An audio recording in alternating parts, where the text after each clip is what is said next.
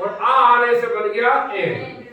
तो ये आर्टिकल है एक, माने मेरी दादी माँ एक ऐसी दादी माँ की तरह औरों की दादी माँ की तरह थी, जैसे सबकी दादी माँ होती सेम मेरी भी दादी माँ वैसी थी।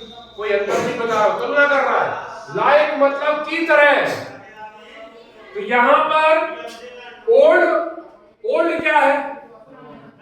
ओल्ड क्या है? एन आर्टिकल ओल्ड क्या है? एडजेक्टिव। ये एडजेक्टिव है, इसको बोलेंगे हम विशेषण। ओल्ड, वृद्ध। वृद्ध एक विशेषता का शब्द है, जिसकी उम्र ढल जाती है उसे हम वृद्ध बोलते हैं। तो ओल्ड एडजेक्टिव है। तो ये कोई सब्जेक्ट आ गया, प्रोनाउन आ गया, हेल्पिंग वर्ब आ गई, आर्टिकल आ गया, विशेषण आ गया, माने एडजेक्टिव भी आ गया। फिर वुमेन, महिला।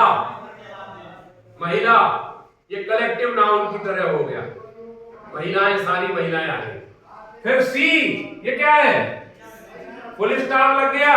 सी जैसे ये बना सब्जेक्ट, वैसे ये सब्जेक्ट हो गया। फुल स्टॉप के बाद पहला वर्ड सब्जेक्ट हो गया, तो ये भी सब्जेक्ट, ये भी सब्जेक्ट। अब हमने क्या करा? ये सी, ये किसका काम कर रहा है? ग्रैंड मदर का। तो ग्रैंड मदर नहीं आई यहां। अब हमें ग्रैंड मदर को बार बार नहीं लिखना है, उसके स्थान पर आपको बदले में कुछ लिखना है। तो सी जो है महिलाओं के लिए प्रयोग किए जाने वाला प्रोनाउन है। सी मतलब वह, वह मतलब दादी। ये दादी का काम कर रहा है, इसलिए सी क्या है? प्रोनाउन है। सी हैड बीन, ये फिर हेल्पिंग वर्ब आ गई। पास्ट परफेक्ट कंटीन्यूअस की हेल्पिंग वर्ब ले ली। और पास्ट परफेक्ट या परफेक्ट कंटीन्यूअस में हमने पढ़ा है, जिसमें भी बीन प्रयोग लग जाते हैं वहां समय जरूर मिलता है। अब देखते हैं समय आता है कि नहीं। आगे आते हैं। हैड बीन ओल्ड, देखो ओल्ड जैसे आगे ये फिर एडजेक्टिव बन गया। एंड, एंड का मतलब जोड़ है, जुड़ना।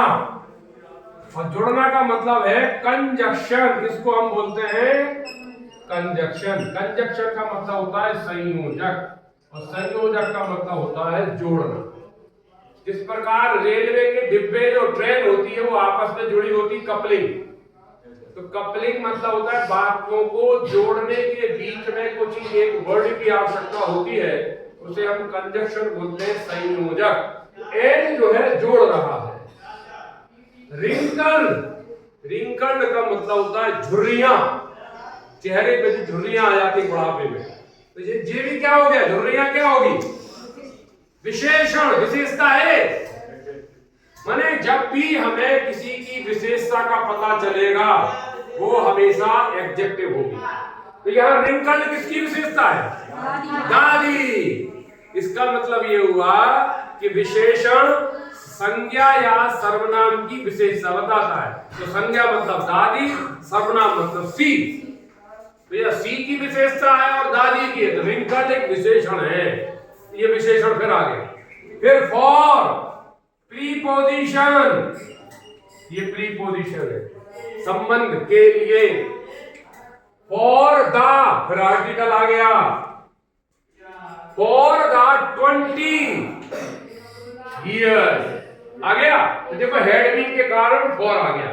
फॉर क्यों आया? क्योंकि 20 साल क्या है? कालखंड है, समय नहीं है। उसने ये नहीं लिखा 1980 1970। अगर 1980 1970 जनवरी फरवरी सोमवार होता तो सिन से लगता, लेकिन यहाँ ये कालखंड होने के कारण फॉर लगा। इसका मतलब हमें सीख मिलती है कि अगर कोई कालखंड की बात होगी तो वहां हमें फॉर लगाना है, और अगर समय का नाम होगा तो सिंस लगाना है। इसका मतलब फॉर का मतलब यहाँ कालखंड से है। फिर डेट, डेट के अलग अलग मीनिंग होते हैं। डेट माने